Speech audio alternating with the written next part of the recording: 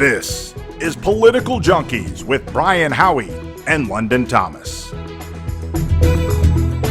right, let's do it. Hey, everybody. Welcome to Political Junkeez. I'm Brian Howie. Political Junkeez is going to be the podcast for those hooked on politics. So why did we launch this show? We've got a passion for politics.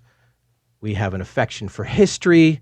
We are looking for intelligent dialogue, which we love, reasoned opinions, enlightened debate, and fresh perspectives. So with that in mind, we have a lot of ingredients going into this somewhat spicy stew, and we want to give you each episode a little bit of balance. We want to give you a little enthusiasm. We want to give you a little wisdom, and we're going to give you a whole lot of fun and feisty dialogue around what's going on, what should be going on, and what will be going on.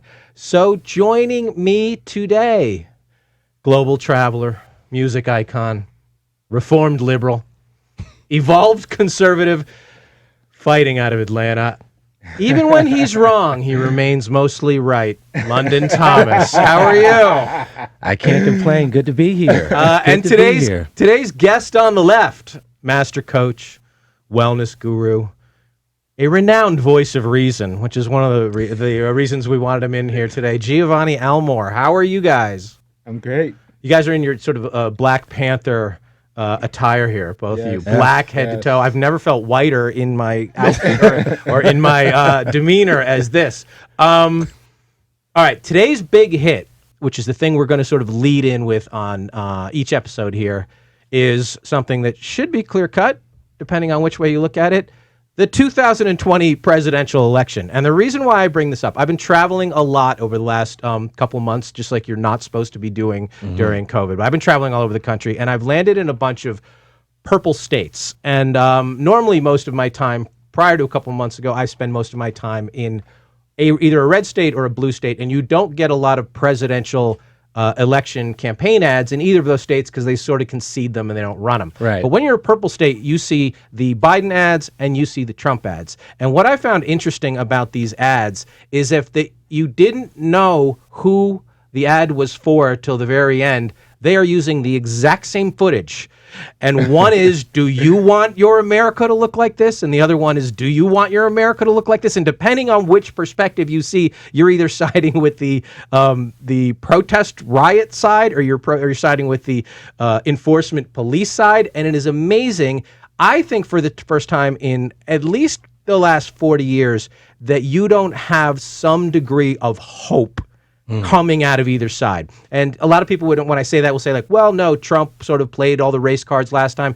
He did throw in we're going to reopen the mines, Right. Make America great again. There was at least a degree of hope again. People used to say that about Reagan. Oh, there's no hope here. He had the shining light on the hill mixed in with a bunch of stuff. George H.W. Bush, behind all the Willie Horton racist stuff, he had the 1,000 points of light. There was always a degree of hope. These two guys are really going with, you don't want that guy, do you? Do you remember anything like this? And do you think that is a strategy that is just get down in the muck and keep beating the hell out of each other and hopefully one wins? I don't know. London. That's a tough one because, like you said, the first time Trump when he ran in 2016, his whole idea was hope and optimism because it was his whole idea. Well, it was part of it. Part of his idea because people who had felt left out from the Obama years, felt like they didn't get what they needed to get out of it. He felt like he was going to give them more of what they, I guess, voted for, or what they would vote for. So it's going to be interesting to see how he can pivot because I get why he's using, the doom and gloom of what you could expect if Biden were to win versus what the law and order he could provide. So it's always tough. I mean, the sequel's never as good as the original, particularly when you could say the original to a lot of people didn't live up to its expectations. But he is not laying out any sort of plan this time. He is just going. And last time, in between the bashing of the Hillary, there was some stuff. And on Hillary's side, in between the, oh my God, you're not really going to vote for this guy, are you? She was like, we're going to continue the progress we made on healthcare and all that. There was some positivity, and people really tend to respond well to hope. A lot of people this time might just be like, I don't want either of these guys. I'm with you there. I don't. It's crazy because I don't love Trump, and I'm worried that the other guy doesn't know what the fuck's going on. Right. So I think I might rather have Trump, but see, I'm also one of those apathetic black individuals, if you will, and I didn't even vote for Obama. I haven't voted for. I can't even remember the last time I voted. I'm with you on that. And so now I'm thinking I think I gotta vote because this is the fate of the world is in balance. Right. But traditionally, people do not turn out in big numbers to vote against something. They're always motivated to vote for something. And I know there's a lot of people no, people don't like Trump so bad that vote will be there. I'm not sure they will be there. I made the comment to you yesterday that I think if you surveyed a lot of people under 25 maybe who have sort of checked out of the whole thing, said, who's the Democratic nominee right now? Because Biden's name doesn't come up on either side. It's just Trump, Trump, Trump. He so sucks the life out of the room, both sides of it. And both sides, you could sort of say there's the cult of pro-Trump and there's the cult of anti-Trump, where everything is so dominant that hiding Biden in the basement is a strategy, which I get. It's really risky, though, because if it's not in somebody's mind, are they going to go out and vote for the invisible man? I don't know. Well, I read today that the Republicans' approval rating for Trump is as high as it's ever been, and if that doesn't change, he's more than likely going to win the election. Well, not only that, they also said that the primaries, he primaried in New Hampshire, and the amount of votes he got was the highest in the history of running unopposed, essentially, which is amazing to me. He does have those approval ratings. Yeah. He does have a secret sector of Democrats who are embarrassed to say that they are voting for Trump, also or that they are supporting. Republicans too, and a lot of Republicans too. That a lot of people voters. I know a lot of Democratic pollsters and a lot of people who I know pretty well in the Democratic Party are very concerned about that. That sort of hidden 10% that lies out there. That depending on how we're 97 days away from the election as we record this, could be a lifetime in politics. You look at the way things flipped over during primary season. 10 days changed everything. Right. So a lot of things can happen between now and then. Now, if Trump wins, there's two sides to what direction he may go in. There might be that I'm vindicated, I won, I'm validated as your president, I'm just going to play golf and not stir up any trouble. There's the other side of he is going scorched earth on all his enemies with no fear, and there's really no way to go. And I go back and forth between which way, if I had to bet, think he would go. I think he just wants the validation that he has fought for 4 years of getting the, it would drive me, whatever you think about Trump, if I won an election the way Obama did and the way Trump did, and people tried to invalidate that, with either the birther stuff on the Obama side or the Russia stuff on the Trump side, that would drive me crazy. I could see why he gets mad about it. If he wins a second time, is it a victory lap for 4 years, or is it nuke all the enemies for 4 years? I believe Trump was in bed with Russia.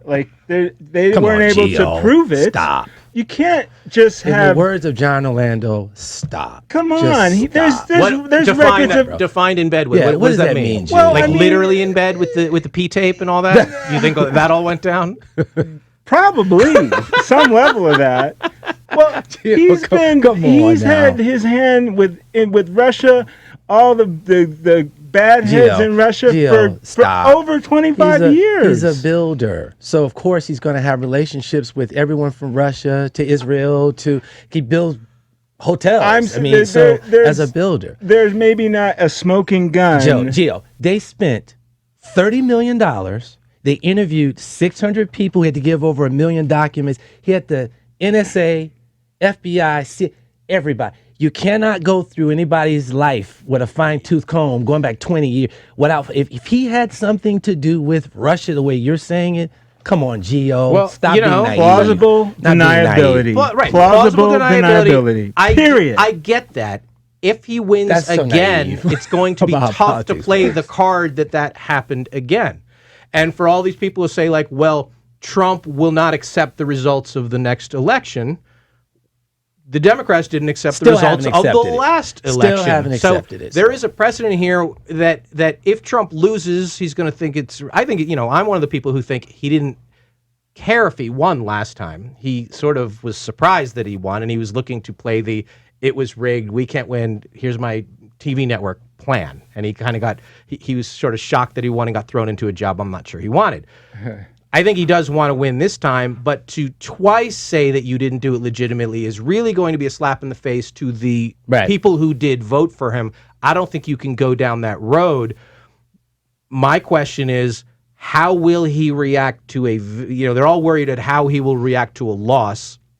I'm more curious, how will he react to a victory? Meaning, will he I'm going scorched earth with it. Yeah, that's what you think. Scorched earth. 100%. 100%. All of my... he took all the names. His personality, with all the junk he's taken for the last 3 years, if he wins this time around, I don't think he's pulling any punches. I think he's going after his detractors. And also, I think that he'll have time this time to actually put together a competent team. I think the last time a lot of things got held up. The Democrats didn't vote on a lot of, and I think some of his it does take a while to learn how to do a job. Yeah, and that's another thing.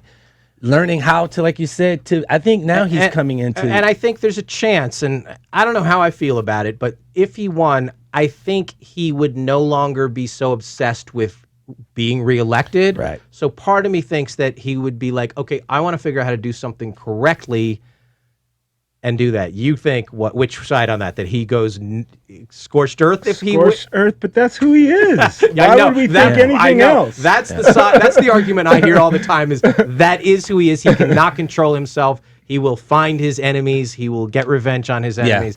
All those kind of things. You talk about get his team right. All he does is fire people. You're fired. You're fired. Well, Gio, guys that he brings in, you're fired. You're not.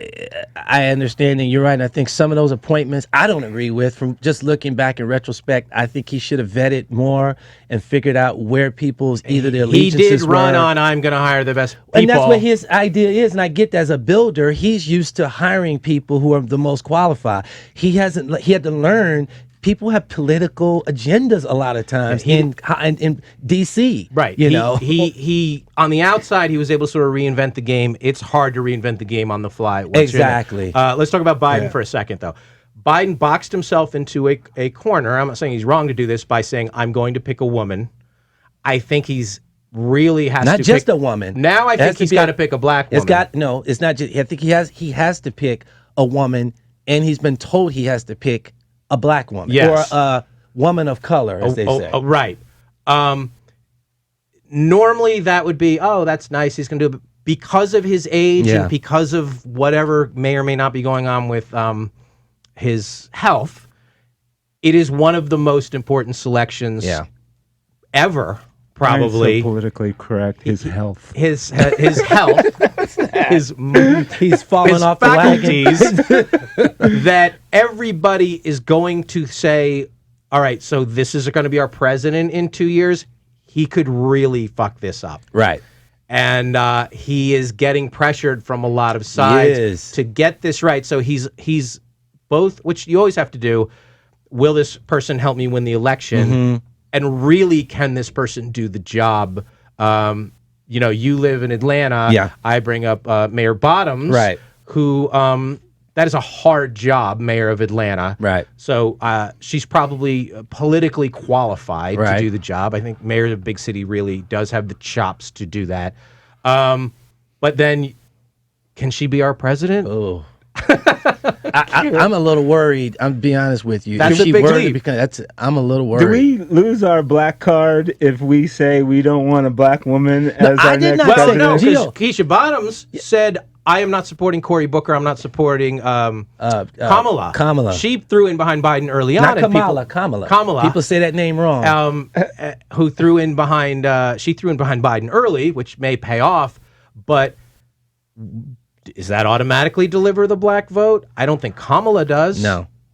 Nope. Oh, she doesn't. There's a lot, believe me. There's a lot of Kamala stuff did with because she's not quote unquote black. She's from the islands. She's not an African She's not American. African American. So there's right now in the black community. Right. There's a split. You have what's called what they call themselves. I forget the name. It's black Americans who are descendants of slaves. Right. Versus black Americans who are transports from other areas, the Caribbean, Africa, so on and so forth. Does the white husband hurt? Big time. It does, doesn't it? Yeah. For her goals, yeah. Yeah. So that's not gonna work. So if you're Biden, so regardless of who you feel about personally, who's your choice that will help you win? I think that, to be honest with you, Keisha Lance Bottoms, I mean, personally not a big fan of hers.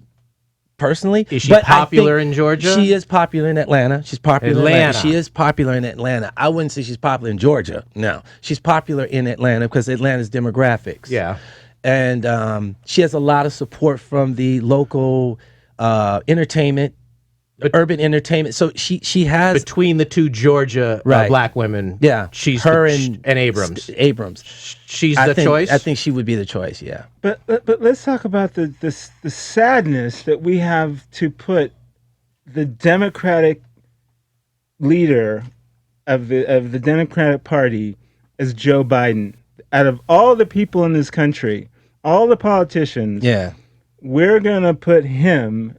It's not we. Well, here's what I think. What I think happened. It's not we. I think people are like, oh my God, this is who we got stuck with. We had 4 years to plan this and do this. I think a lot of very qualified people did not want to subject themselves to the Trump name calling and all that. You don't want to be little Marco. You don't want to be crazy Nancy. You don't want to. And I'm like, I wouldn't want to be part Pocahontas. of that. I wouldn't want to be Pocahontas. So they're like, I'll just wait 4 years. I'll sit this one out and do that. Really? So you were left with this hodgepodge of people who wouldn't get another shot. Warren wouldn't get another shot. Sanders, this was his shot. Cory Booker. Biden, this was his shot. So a lot of them, I think, were intimidated. Like, do I want to run in that kind of race, or will I just wait my turn till next time? Right. And that's how you ended up with this bunch of sort of misfits, somewhat qualified and past their prime candidates. And you know, it got down to the party was not willing to go all in with Bernie Sanders. Because he's too far left. Overtly far left, because what they've done now, and I know you know this, they've kind of co-opted Biden in a way. They've kind of tied his arm and said, you have to start applying some of these That tends policies. to happen in elections, though, where they would drag you to the left or to the right until you get in office. And everybody generally tends to come to the center. That is what happens. So I understand what he's got to do for that. Who do you think he's going to choose for his VP, or who would you choose? I don't know, but like I said, I don't think I want a black woman running this country at this day and age. Wow, that's why I can't say that here on Political Junkeez. But that's what I said. Am I going to lose my black card? No, I don't know. That's so liberating to be able to say that, isn't it? Well, yeah, I guess, but like, if my liberal sensibilities are to bring the people together, I don't think a Biden that's going to lose his faculties any day now. And he's only going to last for 2 years, if even that. Right, and so a woman the VP is going to take over. She's going to have to take over. That's not going to do anything. That's anything to think about. For our You're country. Duckworth. Is that her name? Tammy Duckworth? She was the war vet. Yes. Yes. Yeah. I believe she could handle the job. I agree. I believe Tulsi Gabbard could handle the job. Yeah, but she's not getting the But she's not choice. getting the job, but she can handle the job. I think he would have chosen Klobuchar until all the shit went down in Minneapolis, and that eliminated her. Right. It's going to be tough. Is Kamala an ex-cop? Which one's a cop? Kamala wasn't a They're cop. in She law was the attorney general. Attorney general. She was the top cop. That's what they call the attorney general. And Bottoms was a law enforcement person of some kind. I don't know. There are so many factions going on here. He's picking it in the next week. Yeah. If he gets this wrong, he's gonna get it wrong. I think he is going to get it wrong. He's gonna get it wrong. I mean, he might just be like, wrong. screw it, I'm going to pick Elizabeth Warren. That's screwed. Like, I thought he was going to pick Klobuchar. Right. She checked a lot of boxes, and that is a swing state that she could have delivered. Yeah. Kamala doesn't deliver anything because he's going to get California anyway. Right. You know, and I'm not sure she really fires up the black She vote does either. not fire up the black vote. So from from what I've gathered. He's in a unenviable spot because, you know, if you blow this choice, you're handing Trump almost like a life raft to get out of whatever. You know, it's gonna distract from all the COVID stuff for 2 weeks. It's all anybody's going to talk about for a couple weeks, and he's got to get it right. And if he plays it safe, that might get it wrong. But it's hard to take a risk. I don't know if he can. Like what Gio just said. If no matter who he chooses, and then here's the whole idea, identity politics.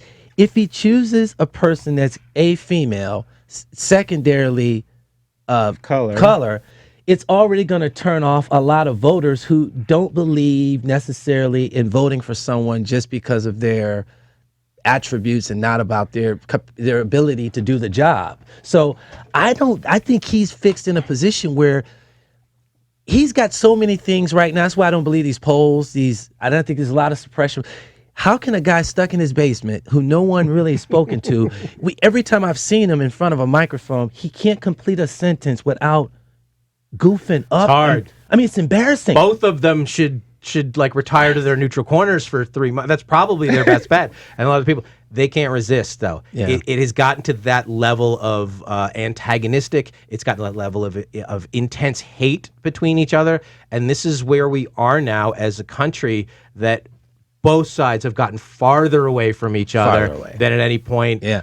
Neither candidate is really capable of bringing it back together. I think we're going to have a rough 4 years no matter what. But do we actually need to bring up the black vote or incite the black vote? I mean, isn't there now more than ever the time where the black people should be going to the polls? Like, is there a need to bring a candidate in that's going to help bring the black vote in? Like, I don't know. I mean, they didn't turn out in the primaries other than when they were really directed to in a handful of states. The black vote did not turn out in a lot of places. Since the Black Lives Matters and all that? Well, this precedes that. But, okay, so let's move on to the next segment, because that's sort of what I want to get into. The Political Junkeez here, we open the junk drawer, and we have what we call our quick doses here. So, you brought up the Black Lives Matter. I saw the other day a Yoga for Black Lives Matter event was happening. Has the movement lost the plot, so to speak? Has it gotten hijacked by so many agendas that it's sort of like the way the women's marches were 3 years ago? Everybody had their own reason for doing it, and it didn't really get to anything. Black Lives Matter used to be about Black lives, right? And then it got into law enforcement, and then it was about the police, and now there's yoga mats and white people, and the white people made it about white people and black people. White people made it about Trump, so white people could make it about them, right? And that's what happened. So, does that, when you see yoga for Black Lives Matter, do you laugh at it? Are you offended by it? Are you like, where are we on that? What's your reaction to that? Makes me angry. Angry. Why does it make you angry? Well, it's like, all of this needs to really result in something, and they're diluting the message. I don't believe that Black Lives Matter, the movement, has anything to do with actually helping black people succeed in this country. I hate to agree. I agree with Gio. I have to agree with Gio on that. Well, you don't have to feel bad about it, Gio. I mean, that's no. Okay. When I say I hate it, because you would love for it to become what it was meant to be. Which is what? What do you believe it was meant to be, and what do you believe it is now? Okay, I think if you say the phrase Black Lives Matter, the people who originally bought into that whole idea, they felt that black people were being disenfranchised and their lives weren't taken serious because of police shootings and things that we saw on social media and so on. So, and what people have been told systemically has been happening. So I think people in the initial, part of this believe that to be true. I just don't think that it, like Jill said, the end game or what are the goals of the actual movement itself run contrary in a lot of ways to what I believe Black America would like to see happen.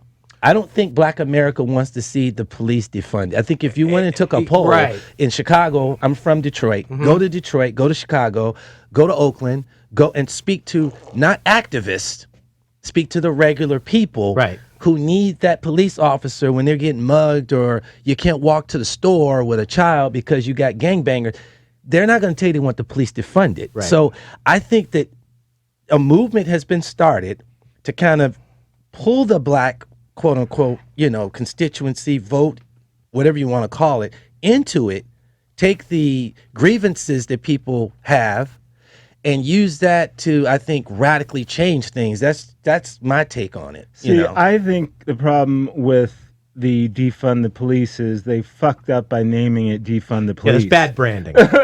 They should have called, whatever the play was, like redistribute the funding to help with training and all that kind of stuff, not defund the police, because now, let's call it the right media, has spun that into a campaign that is really missing the mark. Right. You agree? When you see the political ads now that are anti-Biden, the pro-Trump ones, they have a phone ringing and there's no police to answer it when somebody's breaking into the house. But the crazy thing is, we're watching that play out in some of these states out west. I mean, I know. What you're saying, Seattle, that's not the Seattle Police Department's like, if we cannot do our job, we're not going to do our job. We're not going to do our job. And we had that problem in Atlanta. Yeah. I know a few Atlanta police officers I'm friends with. There was a time a few weeks ago, I think you said you were in town. They were calling in sick. Yeah. They were not going because I was in Atlanta then. Yeah. They don't want to have to deal with some of the backlash. I couldn't imagine wanting to be a police officer either. Now. Oh my God. And this did start under Obama. Sure did. It started after Ferguson. Ferguson went on for a lot, and it sort of didn't get traction. He didn't completely embrace it. No. Why do you think it's different now? You think Because it's just Trump's a social media, or no, you think it's Trump? Because Trump's in office. It's a convenient tool now. I think before, this is just my opinions on it. Obama didn't represent what they were trying to. Trump is a convenient enemy. If you really know what the goals are for some of these groups are Marxist groups. If anyone knows what Marxism is, and that's the problem. I think a lot of people are naive. They really believe that these groups just organically formed and they organically had signs and they have these chants that someone organically made up and just said, let's say this, that, and these things are well organized. These things are well planned. So I think that this is a play because the election's coming up in a few months. What is it, 100? How many days is it? 97. 97 days. Yeah. I think it's a play to really try to, change some things, Both sides are playing the chaos card. Yeah. And, on the Republican side, chaos tends to benefit, oddly, the incumbent. True. Incumbents do have an advantage, especially in a lot rioting. of things. It's that's funny because everyone says that's what the liberal agenda is, to create. Exactly. Both sides are playing the same card. But we don't have a traditional incumbent now because it is Trump. So both places are like, both sides of it are really shaking the snow globe up and hope it all comes down in the way they want. It's very, very risky. All right, second quick hit here. October 1st, what is the state of COVID in this country? Bigger, same, lesser, front page every day? Front page every day. Still. Yeah, that's matter of fact, probably even campaign. more heated because we're getting closer to the election. So, that's part of the chaos. Yeah, campaign. that's part of the chaos. It does have 100%. to be dragged out 3 more months. Yeah. And it will be around for a long, long time. Ebola's still kicking around. It's not going to be eradicated. It's not going to be cured. It's not going to be a vaccine. No. People will be dying every day. Will it still be front page news? It will still be, we'll have the ticker, because the way it went away during the protests magically, people didn't focus on it. Do you think October 1st, it is getting so close to the election that is no longer a dominant story? Or do you think, regardless of how serious it is, and it probably will still be serious in a lot of places, it's still going to dominate every day? Or then it's October 1 and we're talking 32 days till the election, or 33 days, I think another fucking shoe's going to drop. I don't know what it is, but this is 2020 and anything can happen. To knock it off the front page? Yeah. To distract us? Yeah. And Football season? It's probably going to be Biden coming out and stumbling and and just like, oh shit, now what do we do? Well, I joked about football season, but the more that sports is able to continually kick the can down the road, the more normal and safe and calm. And so if we get to October 1st and the NFL is happening and the NBA is deep in it and baseball continues along, I think it really will calm the numbers sort of in the way after a while. And I'm not that old, I'm just saying I remember back in the day, the 60s and 70s, the deaths in Vietnam ended the newscast every day. It didn't lead the newscast every day. I think we probably get to that if it doesn't get worse. It'll not be the top story, it'll be a story. I'm going to take the opposite approach. I think it's going to be even more heightened. Let me tell you why. Because our sports leagues have now, if we could do like they did back in those days where sports was separate from politics, so you could literally zone out. John Orlando and I talk about this all the time.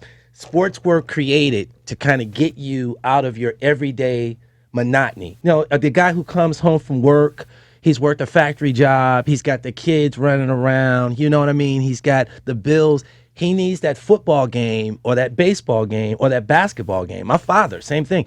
To zone out. Yeah. That's you're getting your man cave. They didn't call it back then that day, but that's what it's about. Now, you can't turn on ESPN. You can't turn on. I can't watch. I think it's just starting though. So if we get 2 more months down the road on the sports and they figured it, and we're still playing, meaning baseball didn't shut down. Yeah. The sense of normalcy, I think, will. No, but what I think he's saying is you can't escape. This news on sports but stations. Guess what, Gio? It's if I watch the me. NBA game now, I literally 86 my league pass. You got Black Lives Matter on the court. They have Black Lives Matter on the court. The players can put sayings or whatever they want to put instead of their name. The football the commissioner says they can. You won't be, and with where it's going on right now with the riots in the cities and the protests 24/7. So everything's going to build towards here's what's going to happen. You're going to have a faction of people who are saying, look, you can do whatever you want to do, but when I watch my entertainment, I want to be entertained. You can't escape it. I was watching Stephen A. Smith every time they're talking about something now. It's all that. All politics. I mean, so your opinion's still it's going to get worse. News. I think it's going to get worse. I think the liberal media is going. I mean, just watch CNN. It's that African doctor came on, or American doctor from Africa. Sorry, right. And I was just astonished by there was nobody there. There was no major media there, and. All they could do was to try and defame her. I know, but we are running out of red states for them to root for it to go bad in. Florida's getting better. Texas is getting better. Right. Arizona's getting better. Georgia's getting better. They're running out of states. I don't think they can hope something really goes bad in Ohio. They're going to bring more testing. They are. And more testing. That's what they're going to do. Gio's absolutely right. That's probably and they flipped it. They've changed the narrative. Remember, it was the 15 days to slow the curve. Then it was 30 days. Don't overload the hospital. Then it was about the deaths. Don't over PPE. The goalposts keep moving. Now it's not even about the deaths. It's about cases. And they were the ones complaining there weren't enough testing going on. Remember those days? One, just to put a bow on the COVID thing, we are the only country in the world who incentivize medical facilities and doctors. Testing gets paid, diagnosis gets paid, treatments gets paid, vaccine gets paid. There's a lot of incentive for a lot of people to make a lot of money. To make a lot of money and to keep it going as much as possible. I'm not saying it's not a real thing, because it is, but we are unlike every other country in the world that has sort of the government in control of all these things. Right. You're getting paid $100 a test now as a medical facility. You're going to want to test as many people as possible for as long as possible. All right, our third quick hit here, and this one's a little more fun. A conspiracy theory that you believe in. Could be anything. Oh my goodness, I could talk for days. Could be one that you believe in. One that you're like, you know what, I believe that one. Could go back to Kennedy session, anything. A conspiracy theory that I believe in. Oh, let me see. I got one. I got one right now. Okay, go ahead. I personally do not believe that the Black Lives Matter movement is a, quote, grassroots movement. I don't believe that. I don't. You think it's funded by I think it's funded. There's no I've done a research on who was behind it, where did it come from. Even the people who were the architects of it tell you that they were trained Marxists, and the people who taught them how to actually formulate what they're doing. Not to bunk or debunk your opinion on that, I went into a CVS in Santa Monica after the riots, and the ATM machine was just destroyed. And it was in there like 2 weeks after the riots. And I said to the cashier, I go, why is this still in here like this? And he's like, that was a plastic explosive, and we have to get like ATF to come in here and removed it. I'm like, so somebody came in here with a plastic explosive on the day of the riots? That's premeditated. That was not a spontaneous, let's just go break someone. So that made me think something else is going on. So a little bit of credence to your conspiracy theory. What's your conspiracy theory? Let's go big. I think 9/11 was somehow an inside job, not an inside job where it's like completely. Oh, Gio, you going there with it? Yeah. I mean, there's just too much. There's too many smoking guns. Like if you just get into it for a little while. Yeah. And the repercussions, the money that people made, Patriot Act, the money people made, World Trade Center, like there's too many. The way they cleaned the site, like it was how it came into itself like a demolition, controlled demolition. Like, come on now, that's a fair one. That's a good you one. want mine? Let's hear it. I'm only 95% sure on the moon landing. Whoa! Because the fact that have you ever seen the capsule? 95% probably happened, but there's some wiggle room. Because they're like, how do they think that? How did that happen back then? How did that 60-year-old technology make that happen? I have some questions. Have you figured it out yet? No, I've been to like the capsule that they flew in, and it's like a tin can. I'm like, there's no fucking way, whatever. So 95% sure it happened, little wiggle room. Oh, wait. Little You're 95% it did happen. I think it's the other way. It did happen. Oh, okay, 95%. But I will listen to the argument. I'll listen to the argument. Okay. I'm not all in on I it. want to hear your one that you're 95% the other side. Like your real conspiracy, the one that you actually believe that there's a conspiracy. Not the one you kind of believe. I agree with you. Pretty bold. That I 100% believe, or 95% believe. I believe David Stern fixed the 1984 NBA draft lottery for Patrick Ewing to the Knicks. 100%. What you talking about? I 100% believe that the lottery was rigged so the Knicks would get Patrick Ewing back in the day. Okay. Yes, I believe that's 100%. Huh? Yeah, more so than Michael Jordan gets suspended for gambling or that kind of stuff. I 100% believe. Never in my life even. Would you have thought that, Gio? No. Or even. I don't know. I think about a lot of things. You know sports. All right, next one. Bold prediction. Give me a bold prediction that something is going in our future. I don't care if it's next week, next month, or in the next 10 years. Give me a bold prediction. Another shoe will drop this year that's gonna fucking blow our minds. Like an Epstein-related thing. An attack, like a anthrax scare, or Biden losing it on stage. Something big's going down in the next happen. 97 days. Probably between now and then. 100%. Bold prediction. In the how far in the future? As far as you want. Shit. You can go all the way out. Here we go. Civil War.